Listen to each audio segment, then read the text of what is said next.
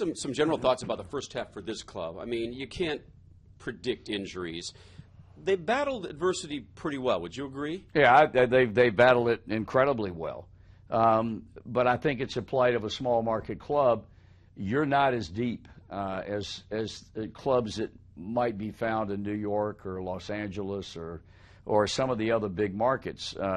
You get key people hurt, and for one thing, you're not going to go out and trade for somebody, and no matter how much he makes, you're willing to pay it just to fill a hole that was created by an injury, and you don't have the talent at the AAA level to plug in when you lose a Zach Cozart or a Devin Mesoraco or people like that. I think this club has battled admirably well, but it is what it is, and you know, they're in a deep hole now, and I still maintain, people say, well, they're only 6 or whatever it is, it might be, out of the wild card.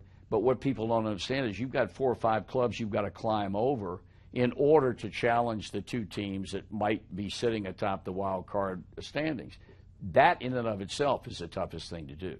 And it seems like basketball. You know, when you make up a deficit, your energy is expended, and then all of a sudden you catch up with those teams, and then, you know, your guys are gassed. And I think a lot of that is true in baseball, especially in the dog days. You know, and we've been very blessed because we've had a relatively mild early part of the summer. We don't know what's coming up once you get into late July and get into August. And you know, if you're in first place like the Cardinals are going to be, and you've got a lead of 9, 10, or 11 or more games. It's just like the big red machine teams that I was associated with back in the mid-'70s. You could have a 5 or 6 game losing streak, and you're still not going to get hurt because you have such a tremendous lead. And that's the luxury of a team that's played as well as the Cardinals. Everybody else is chasing you, and it takes so much of your energy away trying to play catch-up. How do you see the second half unfolding for this club? A lot of young guys, a lot of young arms, especially getting some really good experience. Better to have it here than maybe AAA or AA. No, I think this team is going to, maybe not so much in the second half of the year, but in the years to come when they look back on the experience that people like Michael Lorenzen and Anthony DeSclafani and Raisel Iglesias and some of the other players got out of necessity. Some of these guys would not have been here. I don't think Lorenzen would have been here yet. I don't think Iglesias would have been here yet. DeSclafani was here at the beginning of the year. John Moscott got hurt. He'll be back. So any experience they get now is going to make them better off come next year and the year after that. The biggest decision this club has to make is what they're going to do with Johnny Cueto and Mike Leake, and quite honestly, Aroldis Chapman. The most dynamic closer in the game. But when you are going through the kind of year this club is going through, that's a luxury that I personally feel you don't need. Plus the fact, I think a guy like him, in many ways, could possibly break the bank in terms of what you might get coming back if you were to trade him. They've got to make a big decision. I think, for me, they're making a mistake. If they hang on to him thinking we can make a run in the last 2 months of the season, and then the season ends and they don't do it, and all you get for Johnny Cueto and Mike Leake is a draft choice. You can get a whole lot more than that now. Yeah. The season Todd Frazier's having, and to cover him, to do his games each and every night, because, you know, I was talking to Tucker Barnhart. He's a guy that you don't know if he's 0 for 4 or 4 for 4. That's right. He's got that, and that's what a true pro is all about. He's been that this year. Well, I think Todd Frazier's a throwback to the old days. People jokingly call him a Jersey boy, which is what he is, but he's also a hell of a player. He's had a great year. It's hard to measure how good a season he's had.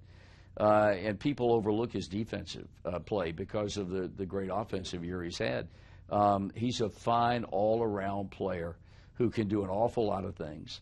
You put him with a really good club, and he's going to be an even better player. I just hope that what we're seeing is the beginning of a breakout, a consistent breakout of productivity over his career because, one, he's a decent guy. He's a good guy. And guys like that you root for. I mean, you want good people to succeed and to succeed at a very high level, and he certainly is at that point now where he can do that. What are some of your favorite All-Star game memories through the years? Because there obviously have been some great ones. I've got a great one, and it was long before I ever came here. I was doing American Legion baseball in North Carolina. My first radio job, I think the year was 67. It might have been 66. And I was doing an American Legion game in Charlotte, North Carolina. And I was doing the game, and I was also monitoring the All-Star game, and it was being played in Anaheim. And Tony Perez hit a home run in extra innings to win the game for the National League. And I remember it like it was yesterday. And years later, when I came here in 74, and I played that back to him because of where I was and where he was and where I ended up being, it was really kind of neat because obviously I had no idea. 7, 8 years later, I'd be in Cincinnati doing Reds games and watching this guy play every day. And then the All-Star game, I think Davey Concepcion had in Montreal when he hit a home run. And it was a night in which a number of the Reds players wore red shoes. And back then, that was taboo, especially in this organization. You better wear black shoes, and if they were white stripes, you painted over the white stripes so the shoes were completely black.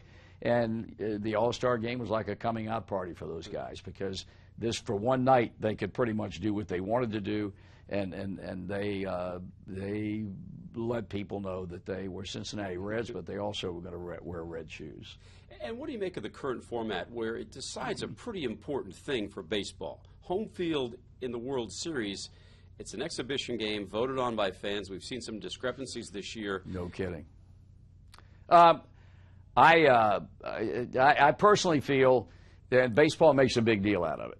The winner of this game determines home field advantage. I personally feel, and I don't care what the powers that be in the game say, that a large contingent of players on each All-Star team could care less about who has home field advantage. Now, if that's a byproduct of their win, that's fine. But I don't think that any player from the Oakland Athletics or the Milwaukee Brewers or any of the last place teams that are hopelessly out of the race come the All-Star game care at all about, well, we got to win this game because it means home field advantage for our league. I truly do not believe that. Now, does it mean a lot to players, say, with the Dodgers or with the Cardinals or with whoever it might be? Maybe. But do I think they think about that when the game begins? Not 1 second. Maybe in the aftermath, hey, we won the game, so we get to the World Series, we may have 4 games instead of 3. But baseball makes a big deal about it. I don't think it's that big a deal. And final question, the city of Cincinnati, what does it gain? It's going to be front and center on Fox and great shots of the riverfront area and just a chance to show off a great ballpark.